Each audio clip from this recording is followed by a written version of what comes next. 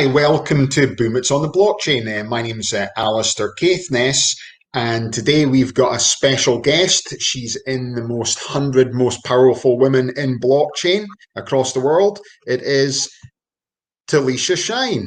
Hello. Hi, Talisha. How are you? I'm well, thank you. How are you? Yeah, good. Thanks, Talisha. Good. So I just think to kick things off, Talisha, if you want to give everyone a bit of background about yourself. Certainly. I am Talisha Shine. I am a founding member of the group called Black Blockchain Consultants, and I'm also a certified blockchain expert from the Government Blockchain Association. And I've been in this space for about 4.5 years at this point, which seems so crazy to even say that because it feels much longer, but it's been a great ride thus far. Okay, perfect. So let's just go back in time then, Talisha. So what were you actually, where you grew up? I was reading some of your profile. You grew up in Pittsburgh, so you were writing articles about Pittsburgh itself. So can you tell everyone a little bit about Pittsburgh growing up and how you actually went down this route? Yes, definitely born and raised in the great old steel town, and it was wonderful. I am a Gen Xer, so I have lived through all of our Super Bowl glories, which is always wonderful. I'm a big Steeler fan, so that just goes without saying.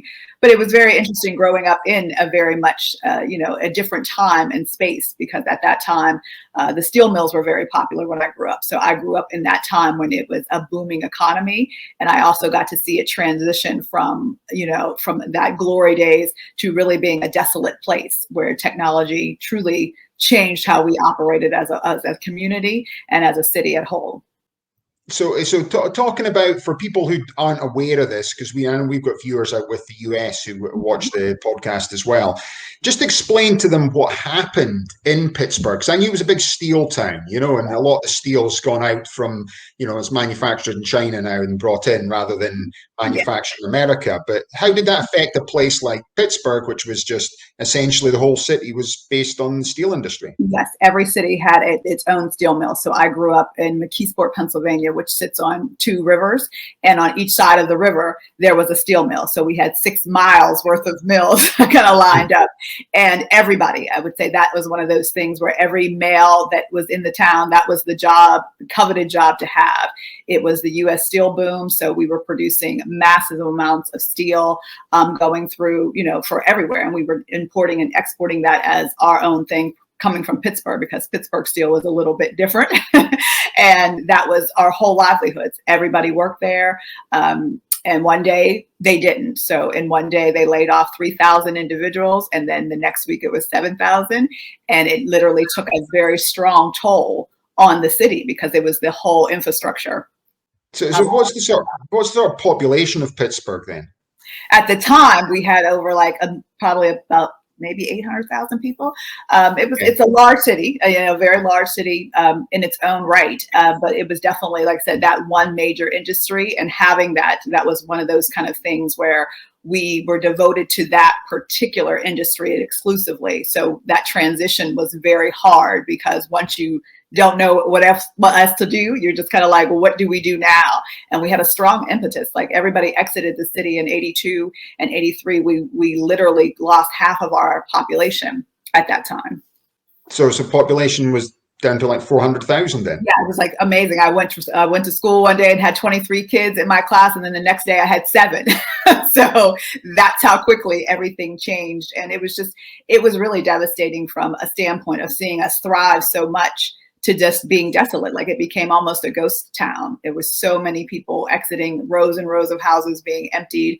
We even were in the Guinness Book of World Record for the place that McDonald's went out of business due to bankruptcy in 82, because it never goes out of business for that purpose.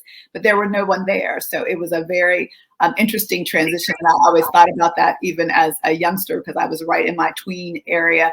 And seeing that technology was the thing that changed that. We were fine. We were doing everything the same way that we'd always done it. And then somebody bought in a piece of technology, and it changed how we did everything in a split second. So what was the technology they brought in? Well, at that time, that's when China was doing the just-in-time inventory, making it cheaper and faster. And they were killing us, just every part of that automation process, from making steel better and easier. I would say it wasn't so much as better, but that technology that they had in the automation process was just not something that we were keeping up with, or even doing in our own mills at the time. And that truly was like the first thing. You can see how technology, while it helps in certain instances, it definitely has a pro and a con to it. It's not just always an upside to the technology being introduced into the community. Yeah, and I know for a lot of people out there think about CO2 emissions, but a lot of the Chinese CO2 emissions is the manufacturing of steel for the US market space. Exactly. So that's still actually happening out there. So, we're all in this green revolution that's happening right now across America. But last year, China opened more coal plants than the rest of the world closed down, 180 coal plants, so it's a huge amount there. And so much of that is towards manufacturing. So people need to realize that, this is a global problem when they talk about CO2 emissions. Yes. And, a place like Pittsburgh is devastated because of what's happened. But, we're trying to become green here. But China's opening coal plants to manufacture steel, which won't even be as good a quality as Pittsburgh. And then to ship it, we've also got to do the CO2 emissions to ship it all the way back into the US market. Mm-hmm. So when President Biden's talking about this $2.2 trillion to basically kick things off after COVID, they've got to realize a huge chunk of that is the manufacturing of steel in China. Mm-hmm. And these are manufacturing steel in China for coal plants they're having to open to manufacture this steel. So people have to realize that it's just not some of these things whereby, in America, if we go green, the rest of the world's going to be fine. Correct. You've got to realize that, what happened in Pittsburgh, even though it's like 40 years later, it still has a spin-off effect coming in. And as people start to focus on CO2 emissions, it's like, and then you can't just blame China, because it's like, oh, well, China's creating all the CO2 emissions compared to everyone else, but they're making the product that we're using here. Exactly. There's a cause and effect. And I think people forget that. Like, you can't just have it, like, oh, we're just going to do away with it. Then what do you do after that? And I think that's the kind of conversations that, we've had in little spurts, but not really having that long and gated from supply chain conversations of what does that mean? How does that work? Yes, you want to implement something new, but where does it cause that break in the chain, and how do we fix that before we even tackle the first problem? So there's a lot of considerations, but that's always, like I said, our town, I watched it, I lived through it, and I can see, like, yep, it was great when it was wonderful. And then, there were so many other concerns that happened. And now, again, just we reinvented ourselves as a newer city with, medical, we're a medical hub. And again, there's a lot of technology now going on with, Amazon, Google, Duolingo, always in Pittsburgh. So it changed, but it took a little bit to get to that point. Right. So if you're thinking about, you start speaking about the new industries. So how does this affect the people in Pittsburgh back then who were in the steel industry? And it's obviously this, we can just retrain and get another job. People 40 years ago, they aren't going to be working right now, in terms of a lot of them, they'll just be retired anyway. But how does the industry sector look now, and what's the population size? And, essentially, and going forward for a place like Pittsburgh, what's it looking like? Yeah, well, I think, again, they've made that transition very nicely in the late 90s, early 2000s, with being the medical hub.